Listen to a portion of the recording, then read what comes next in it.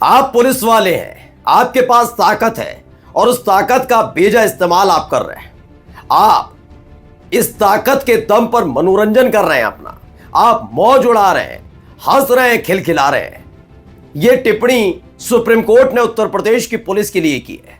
वही उत्तर प्रदेश की पुलिस जो अब तक संभल हिंसा वाले मामले पर खुद की वीरता और शौर्यता की कहानी तमाम न्यूज चैनल के कैमरे के सामने सुना रही थी, बता रही थी वो कितने लाचार, कितने बेबस और कितने मजबूर हो गए थे कि जिसकी वजह से उन्हें ये कार्रवाई करनी पड़ी।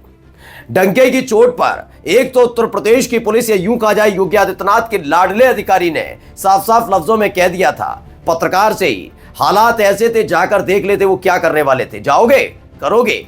लेकिन अब वो अधिकारी शायद सुप्रीम कोर्ट के इन सवालों का जवाब ना दे पाए, क्योंकि सुप्रीम कोर्ट ने संभल वाले मामले पर जबरदस्त लताड़ लगाई है और उत्तर प्रदेश की पुलिस यानी योगी आदित्यनाथ की पुलिस को लगाई है। नमस्कार, मैं हूं प्रज्वल गौतम और आप देख रहे हैं खबर चौक। संभल हिंसा का एक एक पहलू, एक एक तस्वीर आपके अपने चैनल खबर चौक ने दिखाया कि किस तरीके से वहां पर पहले तो एक जज साहब जो एक पक्ष यानी कि हिंदू पक्ष की याचिका सुनते हैं, याचिका आती है, सुनते हैं, देखते हैं और फौरन ही सर्वे का आदेश दे देते हैं। जबकि न्यायिक प्रक्रिया ये कहती है जब भी कोई याचिका आती है फौरन ही उसमें दूसरे पक्ष को नोटिस दिया जाता है और उसके आधार पर दूसरे पक्ष को सुनने के बाद कोई आदेश दिया जाता है। लेकिन नहीं, यहां बिना दूसरे पक्ष को सुने जज साहब ने दे दिया आदेश कि सर्वे कराओ। मैं पहला सवाल तो उनसे ही पूछता हूं कि क्या उन जज साहब को लेकर कोई बात कही जाएगी? क्या इस पूरे मसले में उनके नाम पर कुछ किया जाएगा कि ऐसे आदेश उन्होंने क्यों दिए? नहीं, उनका कोई लेना देना नहीं, सिर्फ उनकी आलोचना की जा सकती है। इसके अलावा जज साहब का इस देश में कुछ नहीं किया जा सकता।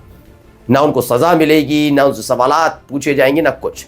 चलिए, अगला यह कि सर्वे करने पहुंची टीम, तो उनके साथ वो लोग कौन थे जो जय श्री राम के नारे लगा रहे थे और उत्तर प्रदेश की पुलिस को कोई फर्क नहीं पड़ रहा था? कौन थे वो लोग? हाँ, जब उसका विरोध किया गया, हालात बिगड़े, तो आखिरकार क्या क्या उत्तर प्रदेश की पुलिस ने किया, ये सबके सामने है, वीडियो सबके सामने आ चुकी है। लेकिन आज सुप्रीम कोर्ट ने जो संभल मामले पर लताड़ लगाई है, जरा पहले उसकी एक तस्वीर देख लीजिए। पढ़िए, लाइव लॉ की खबर है।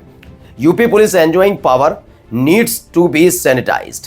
साफ कहा कि उत्तर प्रदेश पुलिस अपनी ताकत का मजा कर रही है, मौज कर रही है, मनोरंजन समझ रही है इन सब चीजों को। ये किसी और ने कहा, सुप्रीम कोर्ट ने संभल वाली सुनवाई पर ही कहा है। ये क्यों कहा? देखिए, पहले मैं एक बयान आपको सुनाने जा रहा हूं, जरा बयान तो देखिएगा क्या है। ये अनुज चौधरी हैं, सीईओ है, इनको पहचान के एबीपी न्यूज की जो इंटरव्यू दिया जा रहा था, वह जो पत्रकार पहुंचा था उससे ही अकड़ कर जवाब दे रहे थे कि मैं क्या करता, गोली नहीं चलाता तो क्या करता, ये नहीं करते तो वो नहीं करते, वो नहीं करते तो क्या नहीं करते। तमाम तरह की बात अनुज चौधरी साहब, सीईओ साहब कह रहे हैं। इसे लेकर शादाब आलम लिखते हैं, संभल हिंसा के दौरान पुलिस फायरिंग में मुस्लिम युवकों की मौत और हिंसा के बीच एक पुलिस अफसर का इंटरव्यू वायरल हो रहा है। आप भी सुनिए। सीईओ अनुज चौधरी खुद को पढ़ा लिखा और नागरिकों को जाहिल बता रहे हैं। उनकी भाषा उनके अंदर की मानसिकता को दर्शाती है। चलिए ठीक है, एक अधिकारी का काम, आपने कहा कि भाई वहां हालात ऐसे थे कि मुझे ये करना पड़ा, माना जा सकता है, बिल्कुल होता है, कभी कभी स्थिति ऐसी बनती है। लेकिन आपको ट्रेनिंग किस चीज की दी गई है? मतलब ट्रेंड किस चीज के लिए किया गया है कि पत्थर चले गोली मार दो? क्या इसके लिए ट्रेंड किया गया है? फिर तो आपकी जरूरत ही क्यों है? आम नागरिक अपने आप निपट लेगा ना। मुझसे कोई करेगा, मैं उसको निपटाऊंगा, वो मुझे निपटाएगा। यही वाले तो हालात होंगे। सिचुएशन कंट्रोल करना ये किसी भी राज्य की और किसी भी देश की पुलिस का काम होता है। लेकिन जब वही इसी तरीके से कार्रवाई करने पर उतर आए जो आम आदमी रिएक्शन देगा, तो फिर पुलिस में और आम आदमी में इंसान अंतर ही क्या है? इसीलिए इस इंटरव्यू के बाद जब संभल पहुंचा मुस्लिम पक्ष, तो फटकार बाकायदा न लगाई है गई है, बल्कि होश ठिकाने लगा दिए हैं। बिल्कुल होश ठिकाने लगाए इनके। दरअसल मैं क्यों बार बार इस बारे में जिक्र कर रहा हूं, क्योंकि आपको मालूम है कि संभल में जो कुछ हुआ वो भूले भी नहीं। 24 तारीख को वो सब होता है और देखिए 28 तारीख आते आते 4 दिन बाद ही एक याचिका और आ जाती। कहां पर? दरगाह शरीफ की लेकर। वही दरगाह शरीफ जहां पर प्रधानमंत्री नरेंद्र मोदी हर साल चादर भिजवाते हैं, चादर पोशी के लिए, वहां से खबर आती है। लेकिन सवाल यह है कि आखिरकार एक हमारे देश में वर्शिप एक्ट है, जिसका जिक्र आपने जब जब ऐसे मामले हुए सुना होगा। वर्शिप एक्ट क्या कहता है? वर्शिप एक्ट के मुताबिक अयोध्या और बाबरी मस्जिद वाला जो मसला था, उसे अगर साइडलाइन कर दिया जाए, करा भी था सुप्रीम कोर्ट ने। उसके अलावा कहा था कि 1945 के बाद लगातार ये कहा गया कि 1945 के बाद, जो आज़ादी के बाद, जहां मंदिर है वो मंदिर रहेगा, जहां मस्जिद है वो मस्जिद रहेगी, और यही वर्शिप एक्ट कहता है। 1991 जो 1991 का एक कानून कहता है। अब इसे मुस्लिम संगठन ना माने, इसे हिंदूवादी संगठन ना माने, इसे कोई पार्टी ना माने तो समझा जाता है कि उसके खिलाफ कार्रवाई होगी। लेकिन जब इसी देश के जज ना माने तो, क्योंकि अगर इस पूरे मसले को देखा जाए तो ये संभल के जज को भी पता होना चाहिए था, ये पता होना चाहिए दरगाह शरीफ मामले की सुनवाई करने वाले जज को भी कि एक ऐसा एक्ट है। ऐसे में उस याचिका को सुनना तो दूर, उसको लेकर अगर कुछ चीज़ आती है तो पहले तो उस याचिका को कूड़ेदान में फेंक देते रद्दी में, और उस याचिकाकर्ता पर जुर्माना लगना चाहिए क्योंकि इस देश के कानून को चुनौती दे रहा है। लेकिन ऐसा नहीं किया जा रहा।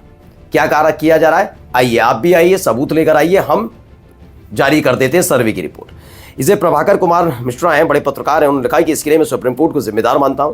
Places for of worship act को चुनौती देने वाली पिटीशन 4 साल से पेंडिंग है। अयोध्या मामले में फैसला लिखने वाले 5 जजों की बेंच ने अपने फैसले में कहा था कि प्लेसेस ऑफ वर्शिप एक्ट का सम्मान किया जाना चाहिए। उस एक्ट का सम्मान न सुप्रीम कोर्ट कर रहा है और न ही निचली अदालत है। मैंने बताया ना, यही वो मसला था। अब इसमें क्या निकला, देखिए जनरल मिरर है। अभी देखिए, मैंने हाल ही में आपको सीजीआई का एक बयान सुनाया था संजय राउत वाले मसले पर। संजय राउत ने कहा था कि अगर जो शिवसेना के टूट के गए थे विधायक, उन पर सही वक्त पर अगर फैसला सुना दिया जाता, चीफ जस्टिस ऑफ इंडिया सुना देते तो बेहतर रहता और ये हालात पैदा ना होते।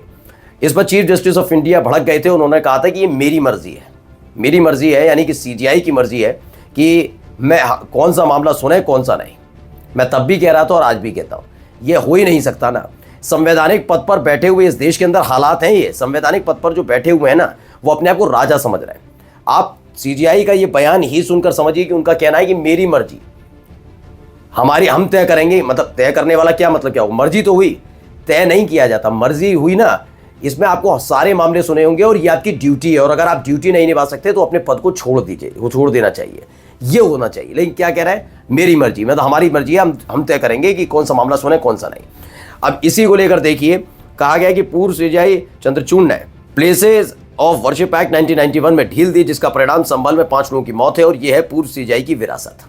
वाकई इन्होंने ऐसी ढील दी थी जिसके बाद अलग अलग जगह न केवल याचिकाएं लग रही हैं, उसके बाद हालात भी बिगड़ते नजर आ रहे हैं। लेकिन कहेगा कुछ नहीं कोई, क्योंकि इस देश के अंदर जजों को, अदालतों को की आलोचना करना मना है पूरी तरह से। आप उनसे मना ये नहीं कह सकते कि आपने ये आदेश क्यों दे दिया, वो अपने आप दे भी सकते हैं और अपनी मर्जी से सुनवाई भी करेंगे।